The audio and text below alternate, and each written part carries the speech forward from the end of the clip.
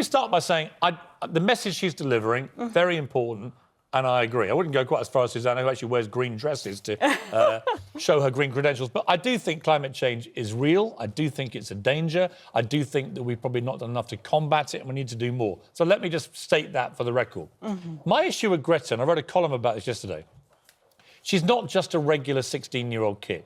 She has Asperger's syndrome, and she has a history through her childhood of depression, of OCD, all diagnosed by doctors, of mutism. She went 2 months without eating. She went months without talking to anyone but her family, and so on and so on. So she's clearly quite a, there's a damaged background there to what's going on, which should not be, I don't think, ignored. When I watched her the other day, it looked to me like she was now displaying, and you can correct me if you think this is wrong, one of the characteristics of Asperger's is you get a very obsessional interest in a narrow focus issue. And you then also can suffer things like pain and fear far more intensely than people who don't have Asperger's syndrome.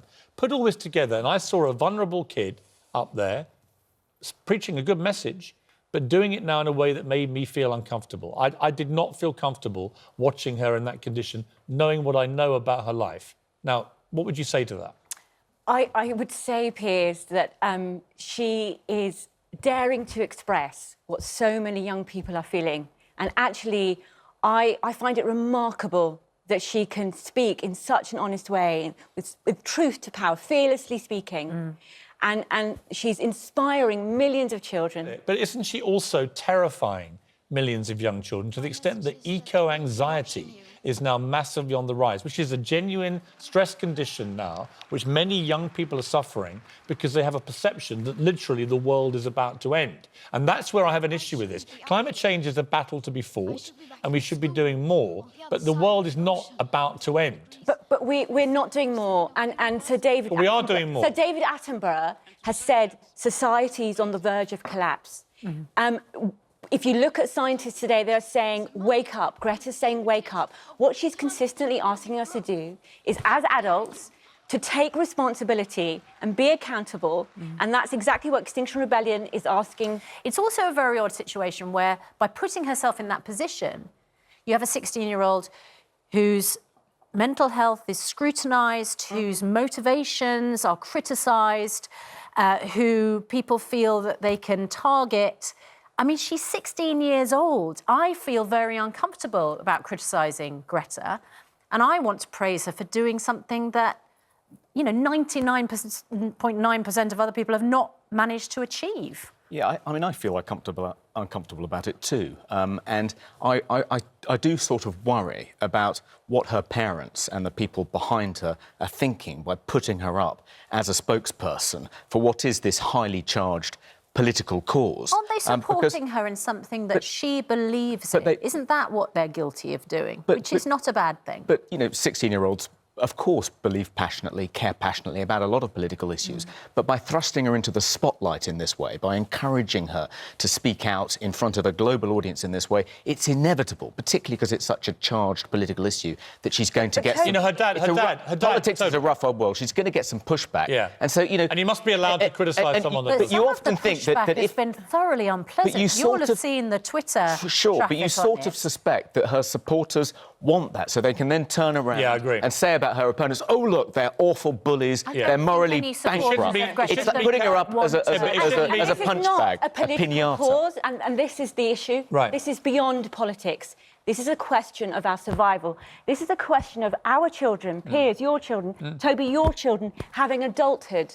She's sounding an alarm to say, please give me a chance to have an adulthood. But again, you're using language which, if young people are watching this, is terrifying, right? And I think the situation is terrifying, Piers. But it's not as terrifying. The terrifying... The fact that my children... Sorry, can I just interrupt? Because every time you clutch your chest with passion, you're actually covering up your microphone. The problem with this catastrophising, alarmist language language is, as you say, Piers, it's terrifying young children. A poll in America found recently that 51% of young people think the world's going to end in 15 years. Even Prince Harry is finding it so traumatic he can no longer... Can't get out of bed. He struggles to get out of bed. Toby, Let me just point out... That's the truth of the matter. No, it is catastrophizing language. But maybe it's real. To be scared into action. Greta said at the United Nations... Let Toby speak and then respond. It's not a form... Greta said at the United Nations that we're on the verge of a mass extinction. The UN released a report a few months ago saying 1 million species were at risk of extinction.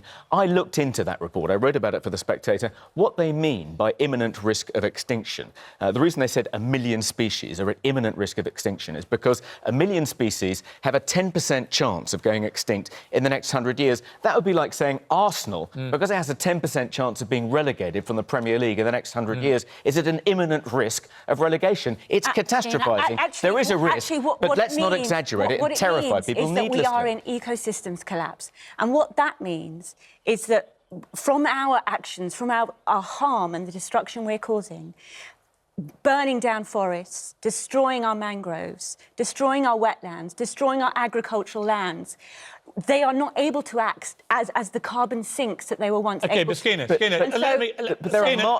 let Skeena speak. We are suffocating ourselves. OK, but here's the problem. I'm not a climate change Guys, can I just please interrupt?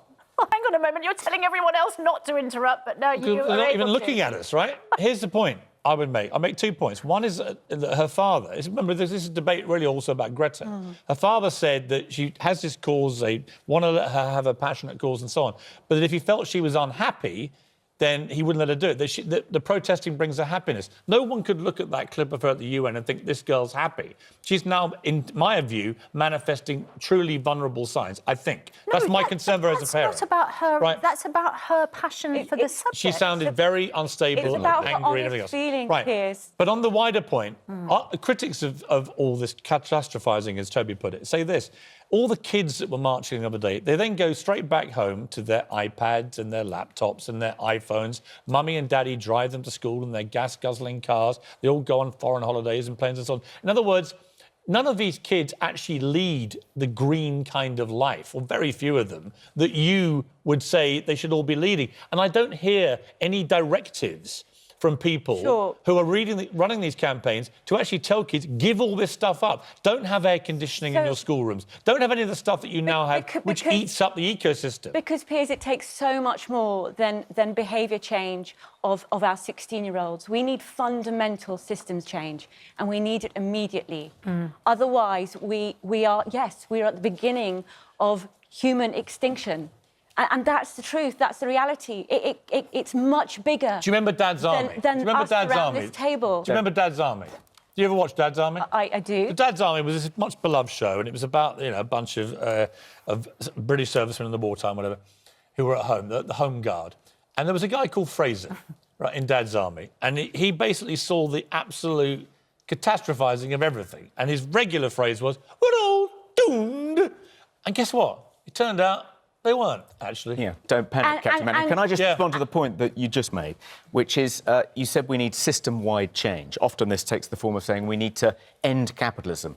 Greta, in her UN speech, said we needed to end economic growth. This is one of my worries about this movement. It's harnessing children's justifiable concern about climate change to this extreme hard-left agenda. We don't need to end capitalism. We don't need to end economic growth. Since 1990, the UK economy has grown by 2/3. We've also reduced carbon emissions in that period by 38%. Emmanuel Macron, who has done more than most leaders, actually, to promote the defence against climate change, France is now being, she's calling for France to be sued. He's now come out this morning and said that Greta is radical, that this is a ridiculous thing to be doing to a country that's trying to be progressive on climate change and so on. In other words, there is a sharp political tone to know what she's doing now.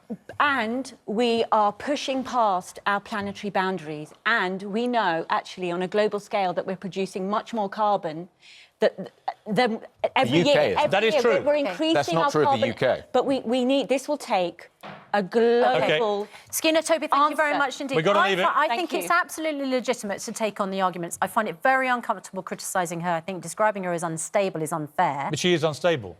But you would get, you get upset when people criticise I think President if you're Trump gonna- when he's in I full think if flow your as parents being are going, if your unstable. parents are going to put you on a global stage and encourage you to be a political activist about this issue, then you have to accept some criticism